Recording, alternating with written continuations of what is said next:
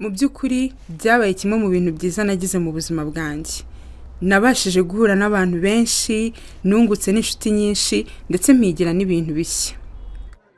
Ariko kubw'amahirwe make ngomba gusubira ku ishuri. Ugomba kugenda nubwo bibabaje, ariko nta kundi nyine. Ariko wifitemo impano karemano y'ubuyobozi pe. Urakoze cyane kubw'ikizere mfitiye. Bikuri nta munyeshuri umenyereza mwuga wize kandi akamenyera vuba akazi nkawe. Urakoze cyane. Rero nifuzaga ko mwansinyira raporo ndetse mukananyandikira ibaruwa yemeza ko nakoze hano kubera ko ndatekereza ko byamfasha mu kugira amanota meza. Zakwandikira ibaruwa nziza rwose. Ese ubundi uwazaguha akazi gahoraho hano uzabasoje kwiga? Urakoze cyane. Yego. Uzi n'ikindi? Namaze kubona ko iyo ugeze ku muntu ufite impano nkawe, tugomba gukora ibishoboka byose tukagumana abantu nkawe bafite impano karemano nk'izawe. Ubushatse kuvuga iki? No kurushanwa hano. Si byose? Kandi hari abandi banyeshuri benshi bimenyereza. Bashaka ko raporo zabo zisinywa ndetse bakandikirwa n'amabaruwa meza yemeza ko bakoze ahantu runaka. Ariko ntabwo nakandikira ibaruwa nziza buri muntu wese. Nzagusinyira raporo ndetse nongereho ibaruwa ihebuje. Icyo nkeneye gusa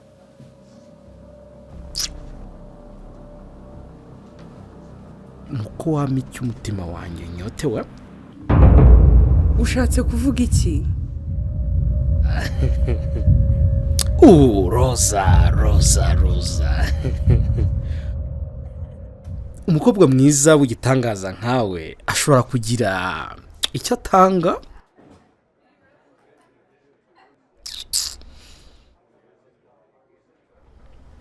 gishimishije.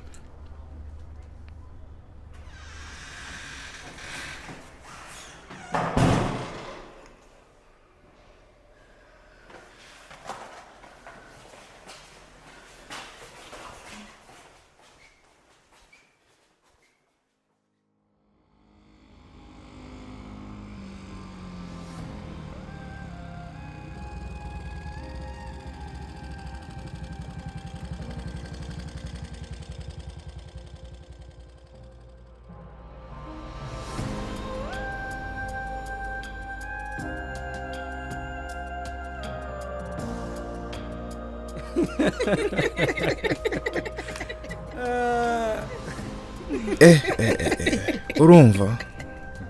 Yambwiye ko azabyeza kuri email raporo ndetse nibaro yemeza ko nakoreye imenyereza mwuga, cyangwa se gasubira i Nyanza kwifata bitabyo nkazabona 0. Ariko se ubundi wowe ni gute waje ntabaruza? Nari nibagiwe pe. Nukuri natekerezaga ko ninsoza kwimenyereza umwuga ubwo nyine uhita wigendera. Hari ikindi se buriya waba ukiri gukora?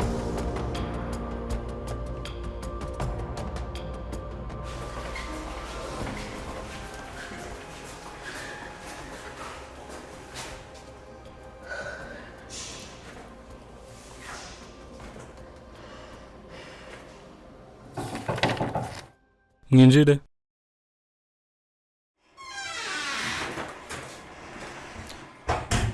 Roza, ni byiza kukubona. Nanjye nishimiye kubabona. Uracyari hano se cyangwa wasubiye ku ishuri? Nasubiye ku ishuri. Ariko hari icyo nashakaga kukubwira. Nasubiyeyo igihe gito gishize. Nko mu cyumweru gishize nagiye kumureba mu biro bye hanyuma. None se urambwiye ngo yanze kugusinyira impapuro zawe keretse ubanje kuryamana nawe? Yanze kunsinyira ngo keretse nimbyemera. Nibwo rero nahise nsohoka. Urabona impamvu ndi kukubaza Roza, nuko mu bihe byashize twumvisha ibihuha biganisha kuri ibi bintu, ariko nta muntu n'umwe weruye ngo abiregere. Kandi ni byiza ko waje kubivuga kubera ko ibi bizamfasha kubikurikirana no gukora uko nshoboye kugira ngo bitazongera kuba ku wundi muntu kundi. Impapuro zawe nzisinyire ubwanjye.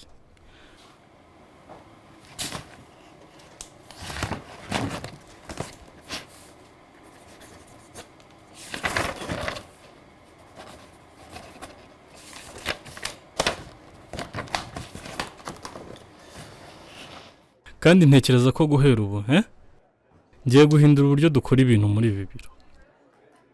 Njyewe ubwanjye ngiye kuzajya ngenzura raporo zimenyereza mwuga kugira ngo hatagira undi wongera kubikorera undi ukundi. Murakoze muyobozi, ndabibashimiye. Urakoze cyane Rose. Yego. Uzagira ihirwe mu masomo yawe. Urakoze.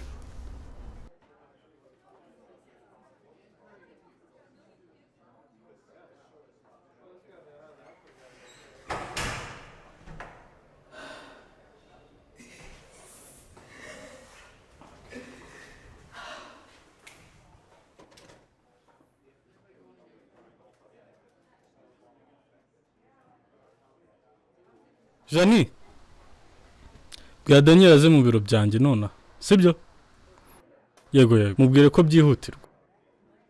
Okay, urakoze cyane. Roza.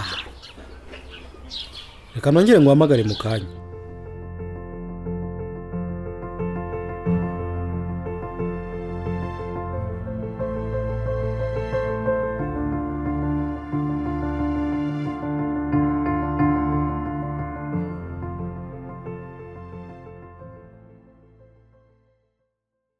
Ubu bwoko bwo guhohotera bukunze kuboneka ku bagabo bafite imyanya ikomeye mu bigo, bafite ububasha ku bagore bari mu bo bayobora. Amategeko n'amabwiriza y'ibigo akwiye kuba agamije kurengera no gukumira ihohoterwa. Byongeye, abagabo bari mu bigo bashobora kuba abafatanyabikorwa bakomeye ku bagore bahura n'ihohoterwa.